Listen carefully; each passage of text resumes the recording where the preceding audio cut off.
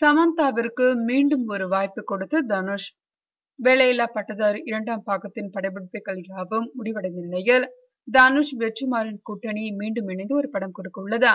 இவர்கள் கூட்டணியில் கிடைத்த பொல்லாதவன், ஆடுகளம் என தேசிய விருதுகளை கூட அள்ளி கொண்டு வந்தன.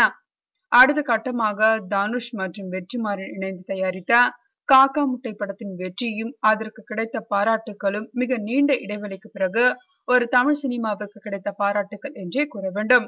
இந்த நிலையில் தனுஷ் வெற்றிமாறன் இணைந்து அடுத்த படம் கொடுக்க உள்ளனர். இந்த நிலையில் படத்திற்கு கதாநாயகி யார் என்ற கேள்விக்கு பதில் கிடைத்துள்ளதா. வேலையில்லா பட்டதாரி 2ஆம் பாகத்தில் சமந்தாவின் நடிப்பும் நட்பும் பிடித்து போக இப்போது இந்த புதிய படத்திலும் சமந்தாவையே நடிக்க வைக்க உள்ளதாக தகவல்கள் வெளியாகியுள்ளன. மேலும் சமந்தாவிற்கும் தனுஷின் நடிப்பும் நட்பும் பிடித்து போய்விட்டதாம்.